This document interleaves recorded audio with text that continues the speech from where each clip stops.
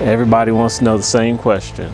Which is better, the Masterbuilt Gravity series or the Char-Griller Gravity Fed 980? Well, grab a cold beverage and a notepad and pen, and I'll tell you what I think next on Outdoors with Geoff.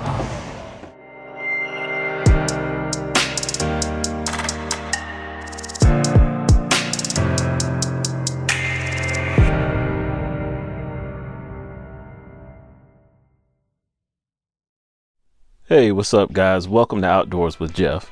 Before we light the coals for today's cook, take a minute and hit the subscribe button and the bell icon so you can be notified of any new content that comes to the channel.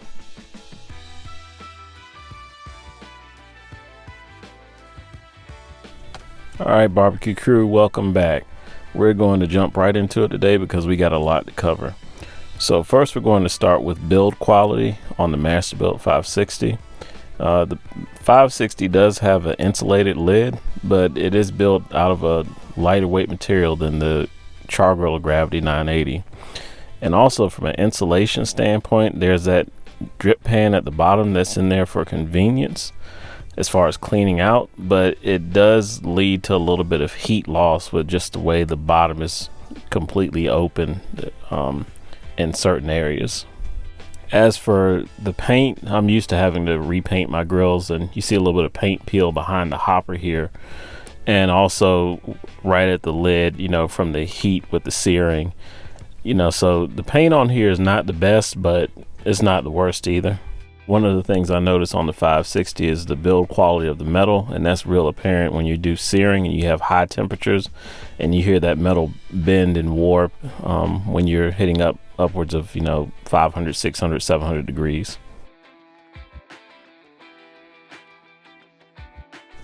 One of the things I really love about the 560 is the grates. These cast iron grates are excellent for searing. You get great hash marks and you just get a great overall sear with this unit, and these grates heat up just as hot as the grill does. Now with the Char-Griller 980, this whole unit, the door is insulated, but the inside of the grill is insulated as well, all around. And again, pardon the mess, but we had some great food over the last couple of days.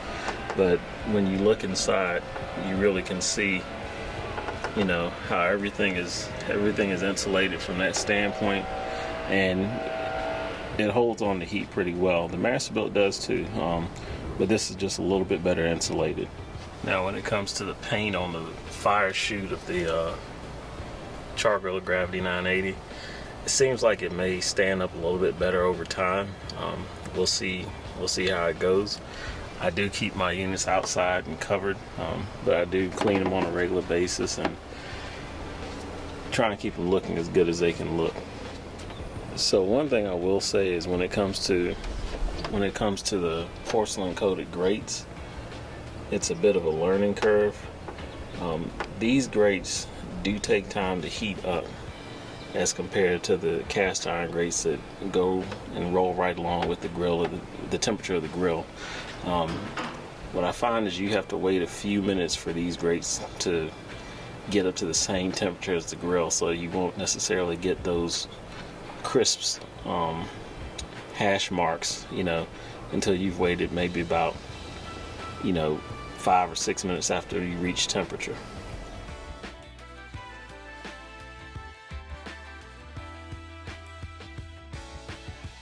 So when you look at the design of the charcoal chute of the Masterbuilt 560, it's double insulated, but it has metal on the inside, and once you get down toward the actual heat chamber, you have metal panels which have fire bricks back behind them. As those metal panels are for wear, and as they wear down, they start to burn the fire bricks, which is supposed to be a wear piece of the unit itself. And you find a lot of folks that are doing stainless steel mods on this.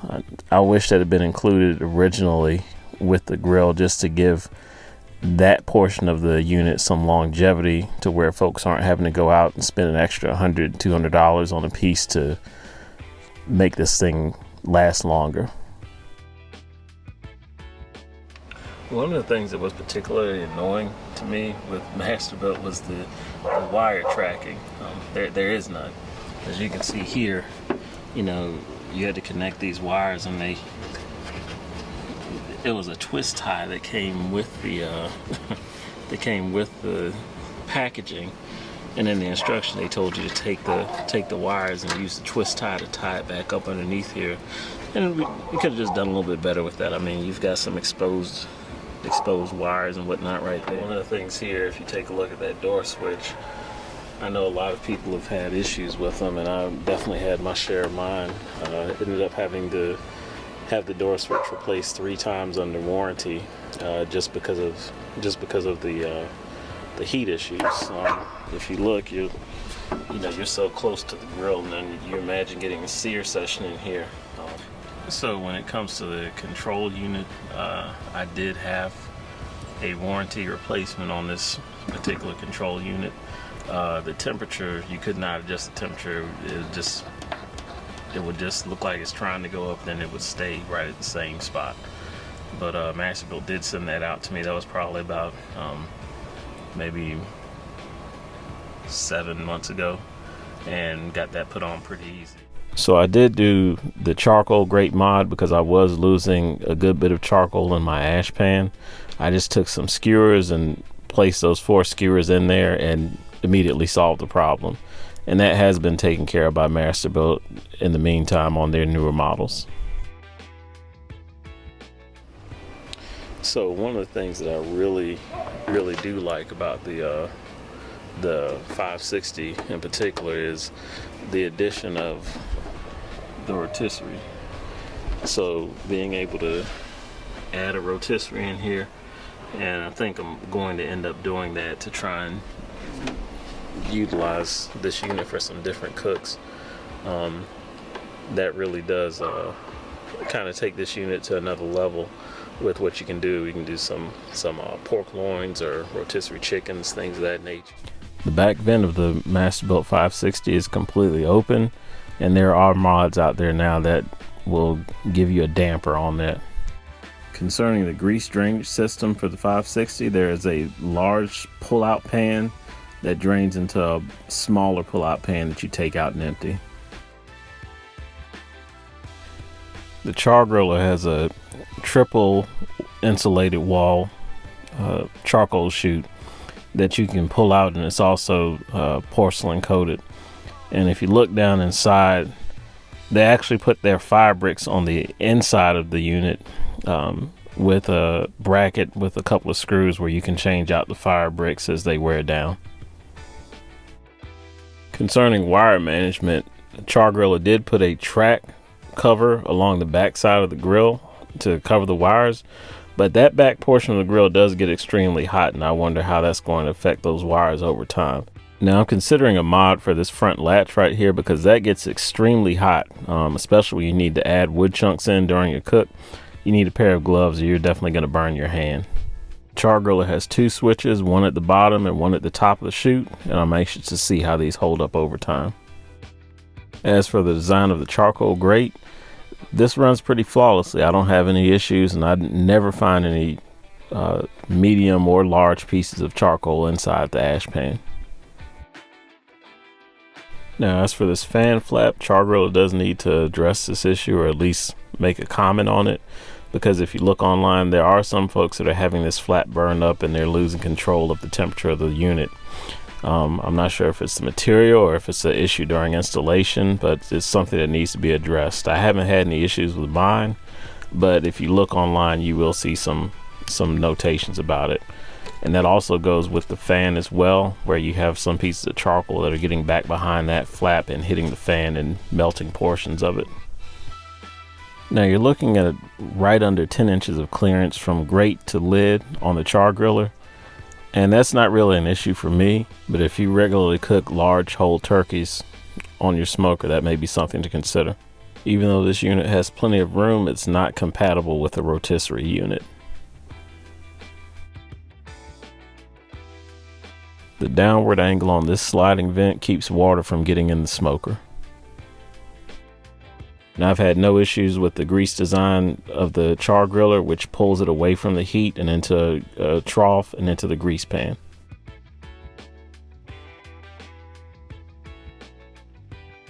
All right, next guys, we're going to talk about the app and the app for both of these units. As it pertains to the Masterbuilt app, the app is actually pretty good for iOS users. I'm an iOS user, I use an iPhone, and a lot of folks with Android that were having issues. I'm not necessarily sure if that's still the case. But before with the app, a lot of users experienced where if you use the app, the grill would actually turn off, be it through a glitch or whatever the case may be. I think that may have been fixed with an update by this point. But the app is really very simple. You're looking at getting the temperature of the grill, being able to control the temperature of the grill, being able to look at the temperature probes, and setting a timer. One of the things that I really do like about the app was the fact that you did not have to be on your home Wi-Fi in order to use it. The biggest downfall of the app, and the biggest disappointment to me, is that Masterbuilt set this up, but they didn't put a temp decline warning in there. You know, if your grill turns off, or if you run out of fuel, charcoal, you're trying to adjust your cook based on that, based on something that can be done with a simple app update. One of the things that was critical for me that they did was they went ahead and did away with that little the little phone button where you had to press the button on the grill to connect every time you open the lid if you were on the app or if you had your phone connected. And they said they did it for safety reasons. I remember hearing somebody on a podcast from Masterbuilt talk about that, but they went ahead and did away with that, thank goodness. When it comes to the Char-Griller app, I haven't had any issues with it with iOS. One of the things that's really annoying about the app, and Char-Griller needs to address this in the update, is the fact that the app does not sense when it's connected to both Bluetooth and Wi-Fi. So what happens is when you go out of Bluetooth range, you'll get this alert that the app is not connected, the grill is not connected to you, when it is connected through Wi-Fi. Char-Griller, quick update on that would be great. With this, you do have a basic, the same basic principles that you had in the Masterbuilt app, where you're looking at the timer, the temperature, the meat probes with the alarms. And one of the things that I want to say is that this app, in my opinion, is with the problems that it has, and I'll discuss a little bit more later, but one of the biggest things that takes this app over the top for me is the fact that it has that temperature decline warning. So you can do an overnight brisket or an overnight cook or whatever the case may be, and know that if your fuel goes out or your temperature declines or something happens, you will get an alert that says that. And so that's critical if you're trying to be a game player when it comes to these apps. So good job on that, Char-Griller. One of the things that I really don't like about the app is the fact that you can't leave the house. You have to stay on your home Wi-Fi in order to be connected to the app. With Traeger and and Masterbuilt, these other companies out here, we just got to get on board with that. And that's something that I'm not too necessarily worried about, because that's a quick firmware update again that can just be pushed out in an app update to go ahead and get that done. But that's just something that I really would have already expected in the Char-Griller app. One of the things that I really do like about the Char-Griller app is the fact that you can go back and look at your cooks and check your session history and see what time you started cooking something, how long it cooked, the temperatures that it held at, if you had any temperature spikes.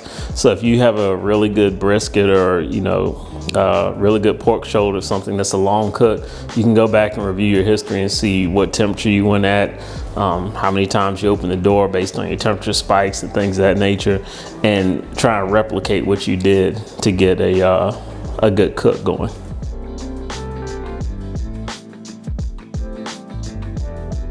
All right, guys, so let's discuss some of the similarities of both of these units here.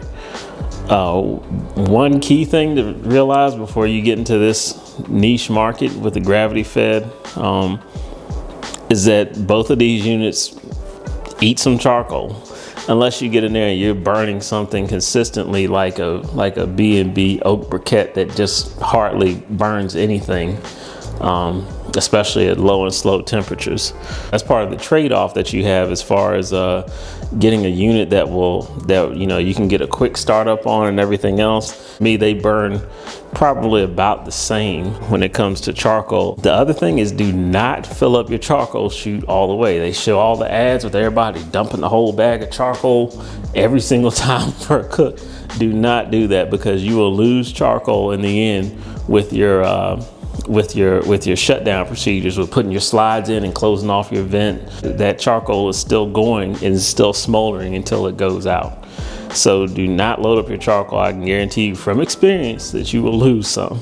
One thing I will say is that the flavor is exactly the same between the Char-Griller and the Masterbuilt. It all depends on how you do it. If you want more smoke flavor, I layer it charcoal, wood, charcoal, wood, charcoal, wood. And then if I really want some good smoke, I put wood in the ash pan too. The other thing to realize is that this will not replace your offset stick burner flavor or your over the coal grills, even your Weber kettle, even the little $17 grill at Walmart where you're cooking directly over the coals. This will not replace that flavor. You're going to get more of a smoker flavor than you will flavor of charcoal or straight 100% burning wood.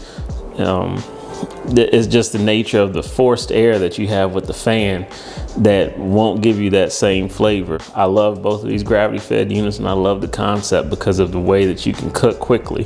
One of the things that I love about both of these units is that this market right here has the ability to get folks away from propane and getting some flavor back in their food because of the quick startup times. You can literally get home from work, get your grill started in 10 minutes, and then be cooking within 10 minutes. And then if you really pushed it, be done with your whole cook and be eating within 45 minutes to an hour, depending upon what you're making. That's really great for the barbecue world and what's going on as far as getting more folks involved in barbecuing. Masterbuilt came out to the market first, and has had a year in on the game, and they've had several iterations going from the 560 to the 1050 to the 800.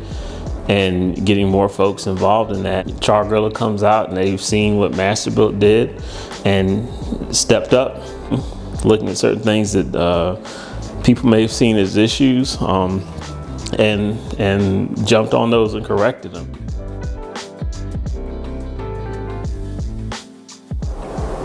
Okay, so I had to bring these manifolds in to show you for comparison, because I really want you to take a look at the design and the engineering thought and processing that went into this. This, in my opinion, is the biggest point that tips my opinion in favor of the Char-Griller over the Masterbuilt Gravity series. When you look at the design of both of the heat manifolds, and even though this one is smaller, just keep in mind it goes with the size of the 560. The one for the 800 and the one for the 1050 are both larger, but they still have the same fundamental design. When you look at the step downs of the flutes, going from smallest and all the way up to the largest, and dissipating that heat evenly, this cooker is the absolute most even cooker that I've cooked on. From every corner except for that back right corner, it gets just a little bit warmer, but the rest of the grill, you have all that usable space. I don't have that on my Masterbuilt 560 as much as I love it. If you look here, the size of the flutes are the same, except right in the middle where it's smaller. But you get that burst of heat that comes out right in the front, and that heats up that right side of the grill. and I can't use that right side for certain things. If I do use it, I make sure it's on the shelf. My temp probe is all the way over here on the left side of the grill. So I typically, when I've temped it, I typically run probably about 50 degrees warmer on this side of the grill than I do over here. And sometimes I get spikes even more than that. This thing is dead even all the way across. I've even shown on a couple of cooks where everything I'm cooking, I put them in different spots on the grill. It comes out perfect within about 2 degrees, 3 degrees of each other. There's plenty of biscuit tests, just check them out on YouTube, that show this thing going flawlessly. You add this heat deflector on top, and you have these vents as well that are putting out heat evenly. It takes it up a notch. So I'll clearly go with this over this as much as I love it. With that, I can't cook on my grate. If I'm doing low and slow, I need to have it on a rack on the Masterbuilt 560, because I've put different things on the bottom and it'll get charred. It'll cook too fast or dry out or whatever the case may be. With this unit being one level and having a smaller rack up top, it will definitely cook evenly from that standpoint, and I haven't found any hot spots from that. So just to review a couple of the key points that I feel when it comes to build quality and engineering, I love the Char-Griller. When it comes to searing, I love the Masterbuilt. Those cast iron grates heat right up evenly with the grill, where the coated ones on the Char-Griller, you still have to wait for a little bit, and you still have that wider profile for that sear side on the Masterbuilt, where you don't have that on the Char-Griller. When it comes to build quality and engineering and durability, I like the Char-Griller. When it comes to the app, they're just about even. If Masterbuilt would get the app to give you a warning when your fuel is running low, that would get them right on par with Char-Griller, in my opinion. When it comes to evenness of cook and engineering and design with the manifolds, Char-Griller is the winner, in my opinion. They're both great units. I love them both. I love what you can do with them from a quick startup standpoint. And like I say, I even use both of them Memorial Day weekend, getting down on some heavy cooks. But when it comes down to the end, I gotta tip toward Char-Griller. All right, guys, thanks for watching this episode of Outdoors with Geoff. Be sure to subscribe and hit the bell icon for notifications when more content comes out. And also check out these videos here on the channel as well.